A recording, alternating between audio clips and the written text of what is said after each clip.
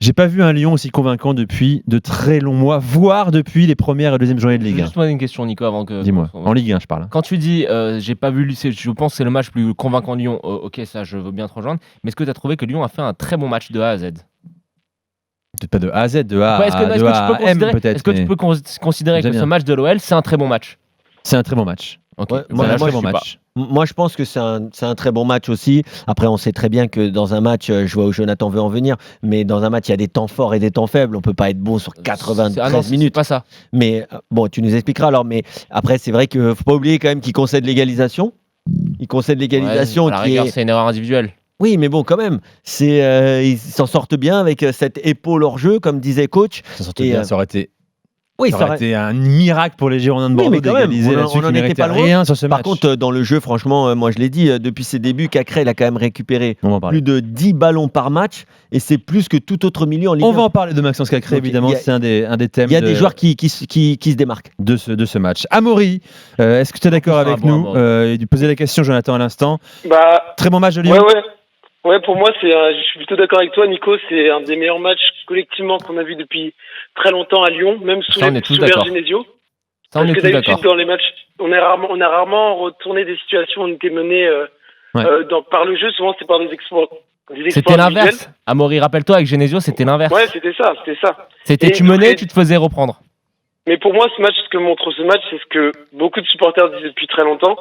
Au milieu, il faut les joueurs plus techniques que tu as, et c'est les trois qu'on a vus aujourd'hui, et on a vu toute la différence. Même les défenseurs centraux, ils ont eu moins de mal à relancer parce qu'il y avait des vrais joueurs de ballon devant. Et Cacré, c'est comme quand les supporters lyonnais réclamaient à voir sous Genesio qu'on a dû attendre un an avant de le voir. Cacré, il a changé le jeu de l'équipe. C'est clair. Mais Sur le jeu en une touche de balle, ça change tout. Il progresse de match en match, j'ai l'impression. Et puis même dans les récupérations, parce qu'on nous disait non, mais on peut pas mettre Cacré à la place de Touzard parce qu'il récupérera pas de ballon. Il récupère plus de ballons que Touzard. Ouais. Amaury, je vais te dire, sur ce match, franchement, il y a deux choses qui m'ont vraiment fait extrêmement plaisir. C'est le petit Cacré parce que c'est un de mes petits chouchous. Je l'adore parce qu'en plus d'être bon de récupérer des ballons, je trouve que pour son âge, il a un sacré vice. C'est un sacré petit coquin au milieu de terrain.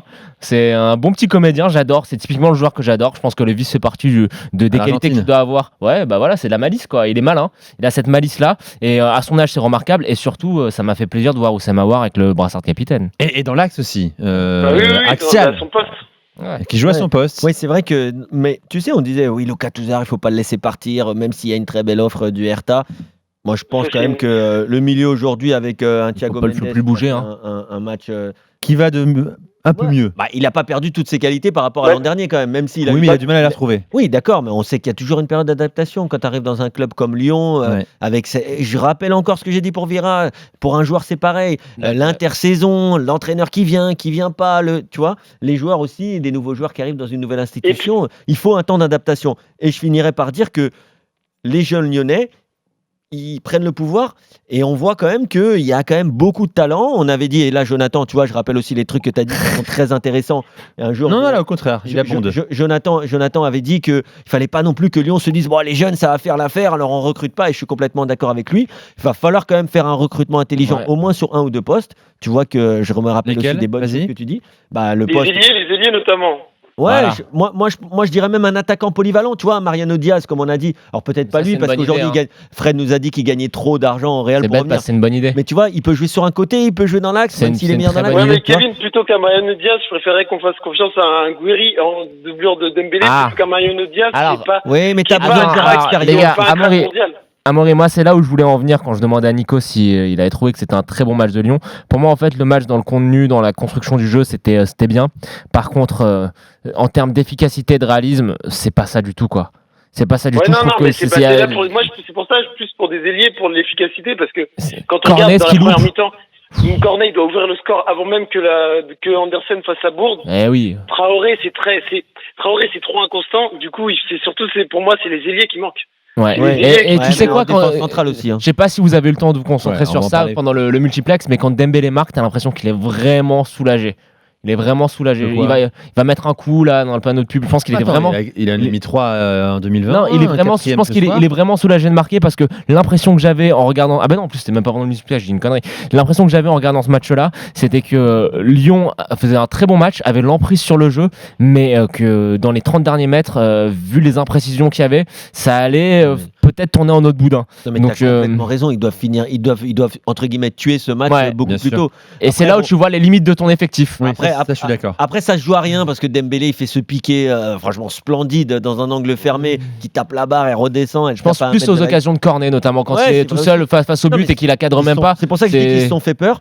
Mais on commence quand même à voir la patte Garcia. Non, c'est pas vrai. C'était une blague. C'était une blague.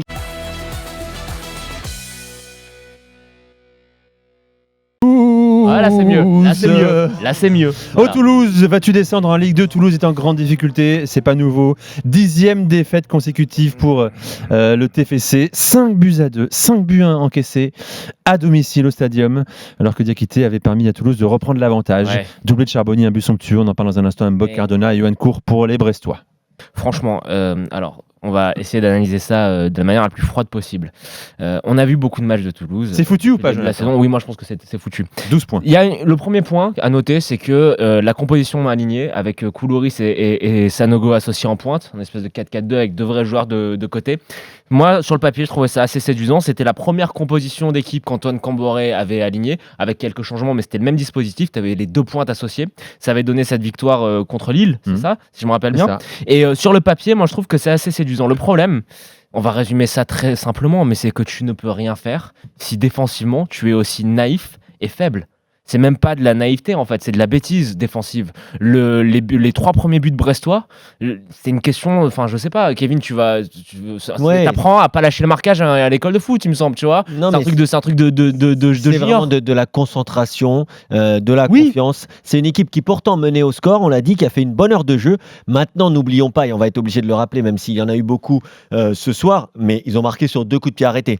Où ils étaient complètement seuls. Donc c'est pas comme si, tu vois, dans le jeu, ils avaient été exceptionnels. Il y avait quand même 2-3 mouvements qu'on n'a pas vus sur les matchs d'avant. On a vu une équipe qui, sur une heure de jeu, a été très cohérente, mais voilà, qui a été rattrapée, retombée dans ses travers, et qui, défensivement, a eu beaucoup trop d'oublis, beaucoup trop d'erreurs de concentration. Et à ce niveau-là, ça pardonne pas. Il y a un truc qui m'a quand même... en fait, j'ai du mal à l'analyser, parce que quand Cour met le premier but très rapidement, je me dis, c'est bon, hein, on sait comment ça va se passer, ils vont lâcher le match, et Brest va se diriger vers une victoire tranquille. Alors il y a cette réaction certes sur ce coup de pied arrêté, mais qui dénote quand même un certain caractère. Tu dis effectivement, il y a peut-être quelque chose qui a changé. Et c'est peut-être l'énergie du dernier espoir. Tu te jettes à corps perdu dans la bataille.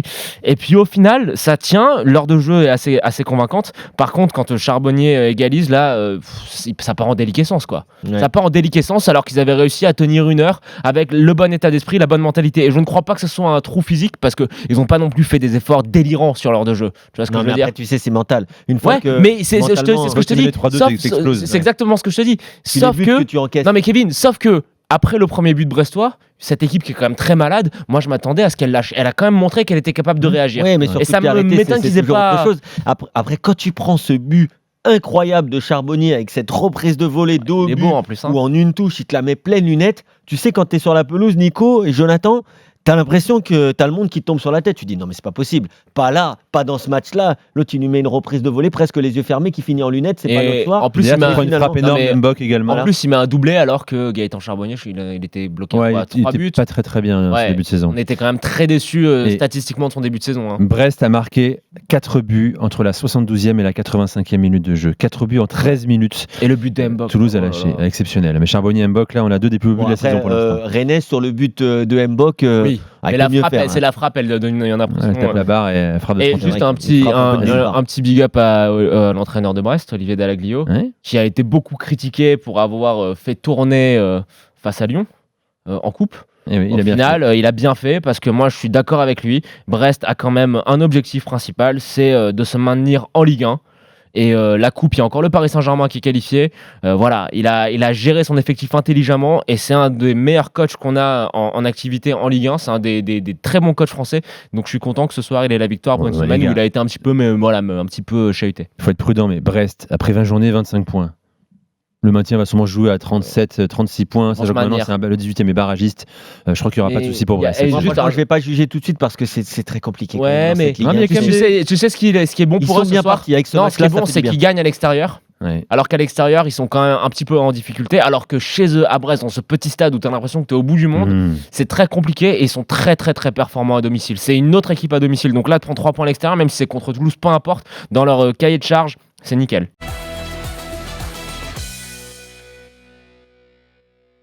Le résultat, j'allais dire qu'il est logique, mais j'ai quand même entouré sur ma petite feuille Benitez, parce que ce soit au début de match où il est tout simplement exceptionnel dès les 2-3 premières minutes avec cette petite manchette, et ensuite il a enchaîné parade sur parade. On l'a vu haranguer ses partenaires et se relever, tu sais, en mode colère. Je fais 3-4 mètres pour essayer de taper dans les mains pour réveiller un peu ma défense, mais je disais pendant le RMC Foot Show que Nice a mis presque 45 minutes avant le penalty pour rentrer dans ce match et descendre du bus. Ça a vraiment été le cas. Par contre, c'est vrai que les Niçois, en termes de possession, en termes d'occasions créées, ils ont quand même été bien meilleurs en deuxième mi-temps, mais ils ont encore souffert en fin de match. Les gars, on sait toujours pas quoi en penser, les Niçois. Moi, si, Je sais pas quoi en mais penser. moi, je sais quoi en penser. Je le dis depuis des semaines. Pour moi, Patrick Vieira n'est pas un bon entraîneur. Encore une fois, je vois cette composition au milieu de terrain. Là, je ne serais pas d'accord J'étais non plus. très content de voir Boudaoui enfin aligné, mais je ne comprends toujours pas le milieu de terrain. Comment tu veux avoir un minimum de maîtrise avec Cyprien qui est aussi bas? Tu comptes sur Lesmelou pour faire un rôle de piston, c'est pas du tout dans son registre. La gestion de son effectif, moi j'ai du mal à la comprendre. Je sais que la majorité des supporters niçois commencent à en avoir vraiment ras la Il doit casquette faire de avec cette des histoire. absences là. Mais non-stop ouais, depuis mais le ça début peut de la pas saison. toujours tout écouter. Je t'assure. Non, Faut aussi, Jonathan. juste Kevin. Fini Jonathan et Kevin après. J'ai pris parce que je pensais que je me suis dit, ok, je suis peut-être en train d'halluciner. Il y a juste moi qui pense ça. Non, je t'assure, 80%, si ce n'est 90% des supporters niçois, ils sont encore plus excédés t'as que fait un moi. sondage Par Patrick Vieira. Oui. T'as le Exactement. sondage précis 88%. Non, mais j'ai posé la question et tous les supporters niçois en ont marre et comprennent pas ce que fait Patrick Vieira avec son milieu de terrain notamment. Les choix sont aberrants. Et cette équipe-là, je suis désolé, quand tu as des joueurs comme Dolberg, quand tu as des joueurs comme Claude Maurice, même si c'est un petit jeune, moi je comprends pas pourquoi tu mets pas tout en place pour mieux alimenter ta ligne offensive qui est quand même de qualité. Pourquoi tu mets pas un vrai milieu de terrain défensif devant la défense que tu as en plus? Pourquoi tu gâches William Cyprien qui est un super joueur à le faire jouer en sentinelle alors que c'est pas son poste et que tu te prives de sa qualité de frappe et de sa qualité de passe? J'ai vraiment du mal à comprendre ce qu'il met en place. Moi, Voilà. Jonathan, Écrivez-nous sur hashtag RMC Live. Mais juste les supporters niçois parce que Supporters niçois, Ouais. évidemment, on va Jonathan. vous ficher et voir. verras. Est-ce que Vieira est l'homme qu'il faut en tout cas à Bon. Nice actuellement? moi, je suis pas du tout d'accord avec Jonathan pour dire que Patrick Vieira n'est pas un bon entraîneur. Maintenant, j'ai aussi de très bons amis qui sont des supporters niçois, d'accord, et qui me disent aussi, comme toi tu entends, que Vieira ceci, que Vieira cela, qui vit sur le reportage qu'on a vu où il gère plutôt bien Travers le Sport, cas là, Balotelli, tu vois. Et moi, un reportage que j'ai vu et que j'ai beaucoup apprécié. L'un des derniers plus beaux reportages foot en Voilà. inside qu'on a Donc, vu. il n'y a depuis pas de quand même, souci quelques là-dessus, années. je sais ce que les supporters niçois pensent. Maintenant, messieurs, on ne peut pas non plus occulter le fait qu'aujourd'hui, être un entraîneur de haut niveau, c'est très compliqué quand vous êtes dans un club ou en interne, on en a parlé pour Saint-Etienne il y a quelques secondes, il y a autant de remous depuis quelques mois, tu le sais, ça tu peux pas l'occulter pour Patrick Vieira. Et de deux, les blessures.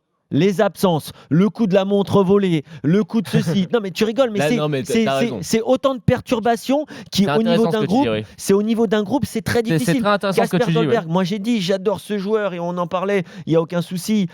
C'est un Danois que j'ai vu débuter, que je trouvais Mais il n'est pas servi exceptionnel. Dolberg. Hein. Mais c'est un joueur qui Bah, il a a pas de besoin ballon. d'être bien servi et qui en plus n'est pas dans la plus grande forme de sa carrière, qui a besoin de retrouver ses sensations. Dans un club compliqué, l'histoire encore une fois de la montre qui lui permet pas de rentrer dans les meilleures conditions, etc.